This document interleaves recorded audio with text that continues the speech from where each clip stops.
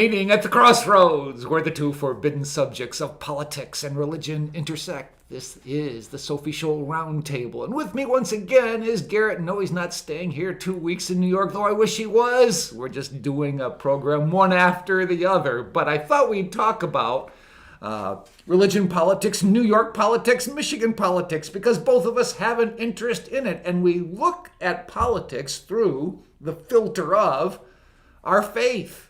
That is, what we see in the Bible is the foundation for what we believe in respect to politics, political policy, and the way government should operate.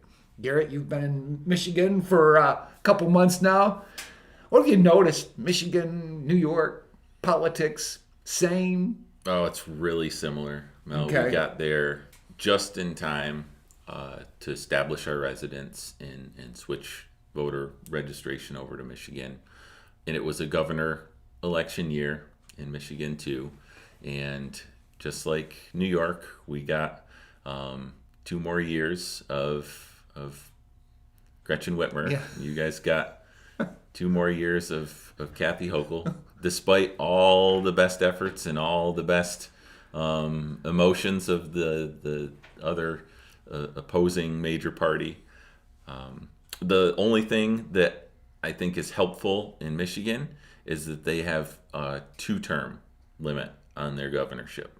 Oh, okay. So she can't, Whitmer cannot run again. Wow. In Term 2 limited. years. Okay. So, and that's not saying that's a wonderful thing, right? Because who knows what's lined up behind her, right? And it's like New York, where even if you do get a Republican candidate in there, they are not a real conservative sometimes. You know, they might not even have a biblical worldview. You know, Right, they might exactly. be one of these log cabin Republicans that we hear about these days, whatever that is. So you're right around Lansing. Yes. And I'm trying to think, who would your representative be now in Michigan? I am not sure. I haven't dug that deep. Oh, okay. But I do know that overall, the representation in the state house shifted drastically this last election. It was a slight Republican majority prior. Yeah.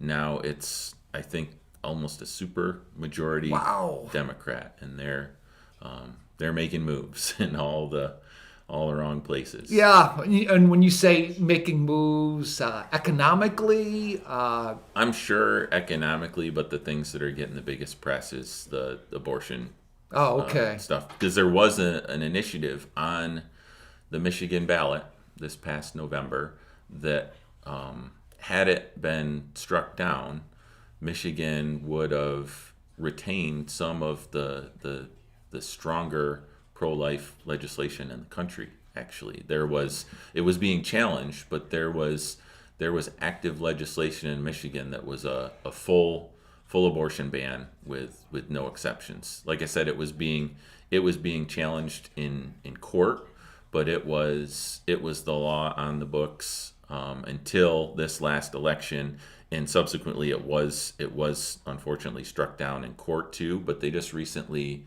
I think just last month or maybe earlier this month, passed legislation that basically repealed what was currently law as of 1931, back to whatever is now is just the floodgates are wide open. I don't even think they know if there are any restrictions currently in Michigan. I'm not sure. I think possibly at the current moment it might be like an 8-week law or something along those lines, but it's certainly not as strong as it would have been had this ballot measure been voted down. Yeah, wow, interesting.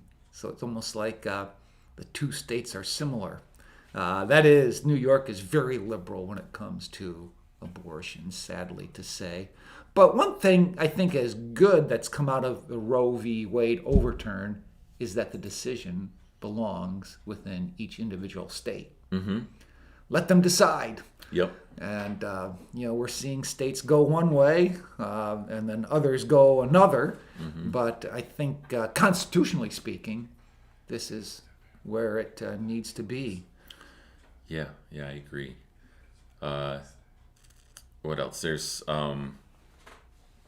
I feel like Michigan is a little bit it's similar to New York in that it's got diverse areas, right? Mm-hmm. Like obviously around the state capital and around Detroit, it's very blue, very.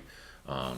But as you move out into the rural areas of Michigan, which is once you get north of Lansing, 40, 50 miles, it's rural. The Upper Peninsula, very rural and more of a conservative, even Christian libertarian leaning type attitude in politics up there. So I'm hopeful that there might eventually be a shift.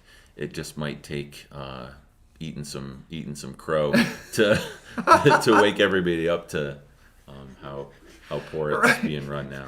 Right. So it's like you got some blue dots in Michigan, but the state is basically red.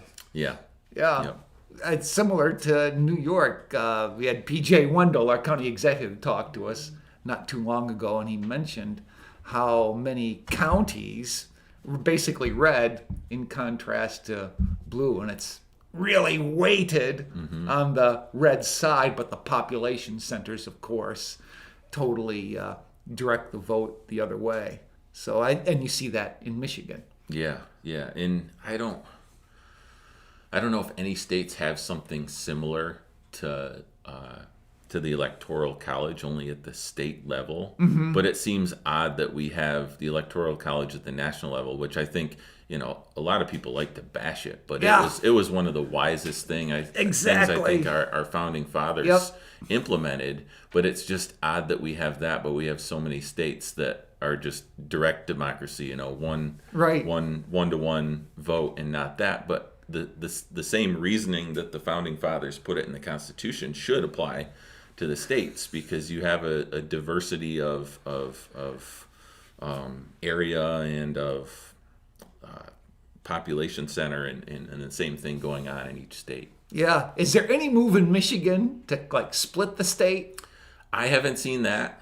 Okay. And I don't know what the split would be. Yeah, there has been some I don't know how strong it is, but I've seen some slogans or some things around about splitting the Upper Peninsula off as its very own state. Okay. I don't know if that's got large scale support or traction. Right. But I think geographically it would just be maybe harder for Michigan to split than New York. Not that it would be easy for New York, but maybe I'm just not in deep enough in Michigan. Maybe there is something there that I'm not aware of. Is there a Libertarian Party very active in Michigan, do you know?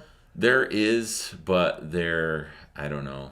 I've heard different opinions about how they operate, especially in the capital area. Okay. And I'm kind of taking some time to just sit back and observe before getting involved in that. Okay.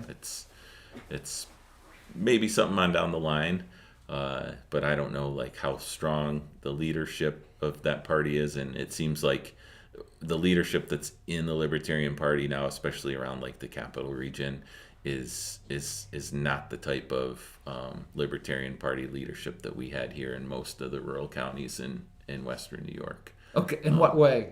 In that, I think there was a stronger. I know there was more Christian libertarians in upstate New York. Oh, okay. Than I would expect there to be in Michigan, and maybe I just haven't met them yet. But that's kind of what I want to do, is feel out how many there are, because I know going through from Chautauqua County over east, I can name probably close to half a dozen Christian registered libertarians that are active in their parties.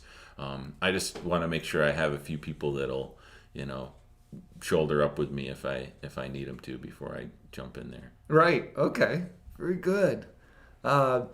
As you've been there and just observed energy, I mean, here we're dealing with the elimination of gas-powered appliances. Unbelievable that this is a direction that Kathy Hochul wants to take the state. Is there any talk of that in Michigan? Have you heard? I haven't heard yet. Not to say that there isn't. I mean, there's a decent amount of wind turbine activity, which you would think when you see a lot of wind turbine activity, I think it's a safe assumption to say that there's a lot of government initiative in green energy, because wind turbines don't go up if it's all privately funded. Yeah, because it's not economical. The only way it's economical is if there's a lot of public funding, county IDA support, all that good stuff in their form. So I'm guessing there is, and I'm just not aware of it yet. But I haven't heard of at the level of New York State. Yeah. And man, you would think if anything would wake up the people that are in support of that crazy initiative, it would have been the blizzard that we had this past Christmas and into New Year season, where literally the only thing that kept a significant amount of people from dying in that storm was the fact that they had some sort of natural gas appliance in their home. Yeah. Right? They're either to like heat water on the gas range, or they had gas heat that they could find a way to ignite without the electric igniter. Yeah. But yeah, just to totally get rid of that is insane, and it's dangerous. Yeah. Like it's not just bad economically. It's dangerous to put people relying on that just one form of energy only. Right. So you've seen wind turbines out there in Michigan? Mm-hmm. Yeah. Quite a few. Yeah. They just seem to be popping up all over the place. And again, they wouldn't be there if the government didn't favor them. So we believe in a energy policy where, level playing field and let the best form win. Yeah, the invisible hand. Very good. Well, Garrett, again, thank you for joining me here today on the Sophie Scholl Roundtable, and maybe he'll be back in the summer and we can reconnect again. I love it when he's around, and we here at Drash love it too when he joins us around the table for prayer like we had this morning. It was this morning. All right.